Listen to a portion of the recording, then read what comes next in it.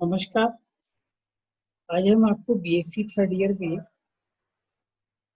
Population study को विस्तार से इस टॉपिक पर चर्चा करेंगे।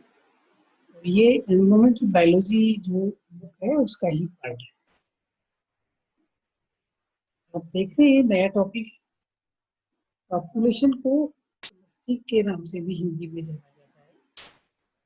किसी स्थान विशेष पर विशिष्ट समय पर पाए जाने वाली एक ही जाति के समष्टि एक पॉपुलेशन।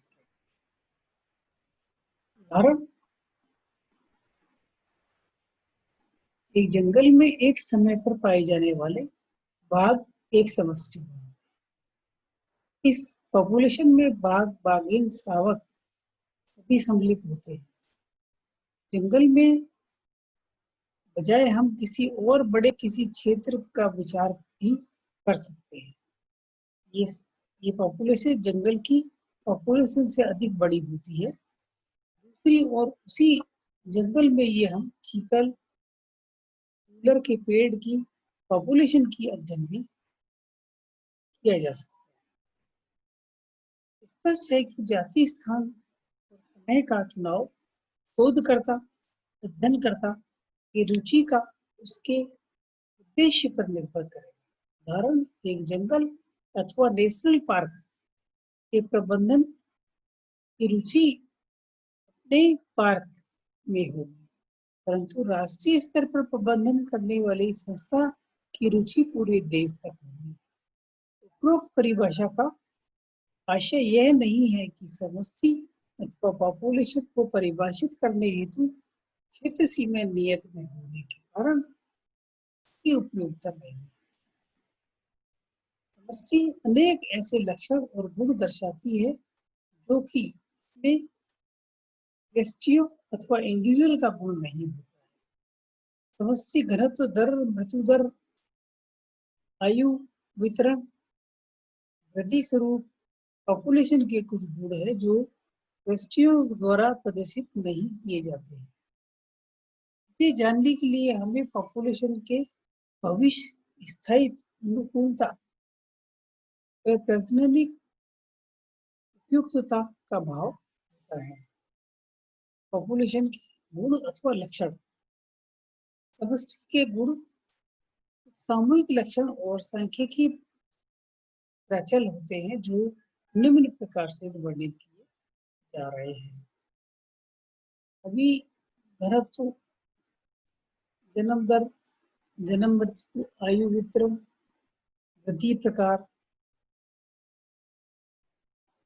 अंत और वही प्रवसन, वितरण, डिस्पर्सन, नियमन इत्यादि ये ऐसे गुण हैं जिनको समष्टि पर इम्प्लीमेंट किया जा सकता है। उपरोक्त में से समष्टि घनत्व मूल लक्षण है जो अन्य लक्षणों जैसे जन्म दर, प्रवसन आदि से प्रभावित होता है। इस संबंध में निम्नलिखित प्रकार से भी व्यक्त किया जा सकता है। जन्म दर प्लस माइग्रेशन, समष्टि का आकार और घनत्व माइनस मृत्यु दर और ये इमिग्रेशन। तो लक्षण जैसा भी पहले कहा जा चुका है कि व्यष्टि के लक्षण नहीं है, बाकी समूह के लक्षण हैं।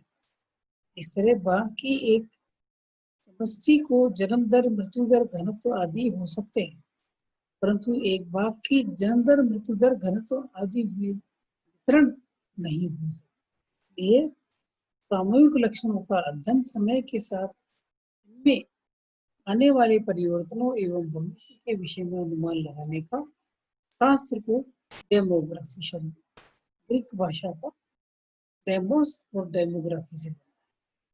डेमोस का आश्चर्य लोग, परंतु पारिस्थितिकी में मानव के अलावा अन्य जातियों का अध्ययन भी किया जाता है।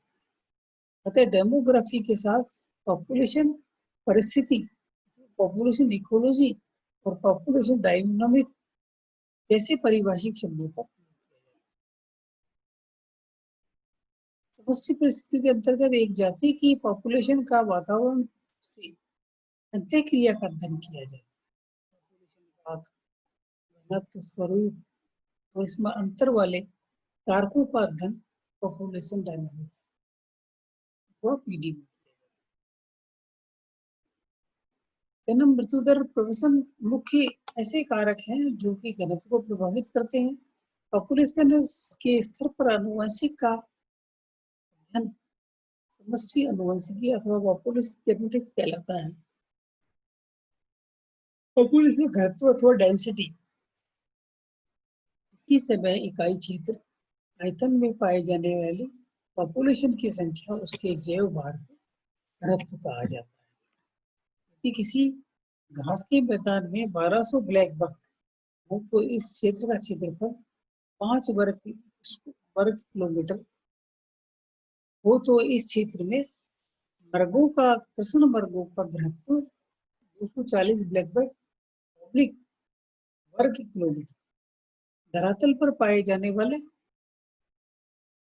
गणितीय जीवों के घनत्व की इकाई के क्षेत्रफल में व्यक्त किया जाता है। तरल में पाए जाने वाले जीवों को इकाई आयतन में व्यक्त किया जाता है। जाति के जीव यदि गिने जा सकते हैं तो वैसी इकाई क्षेत्रफल आयतन में व्यक्त किया जाता है। कई जीवों में सामान्यतः एक युग्मन से एक जीव ही उत्पन्न होता है।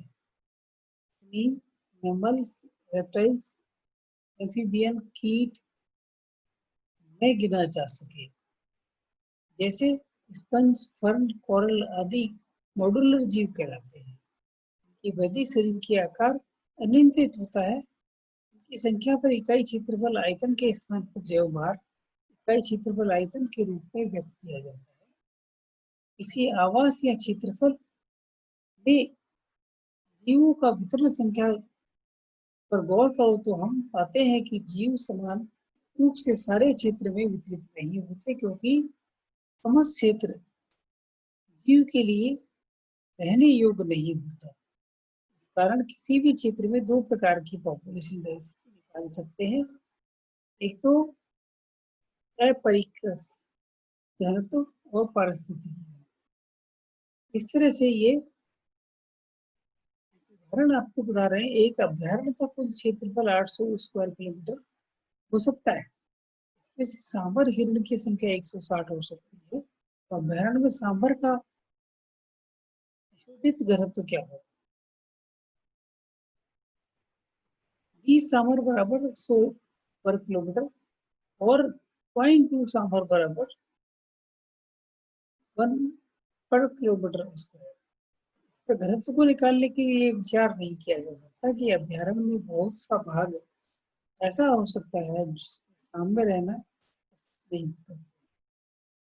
शोधन में अगले प्रकार का एक घनत्व निकाला जा सकता है,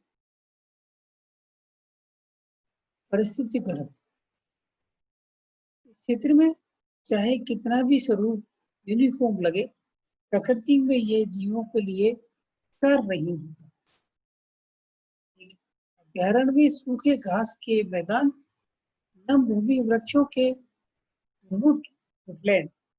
झाड़ीदार भाग आदि हो सकते हैं।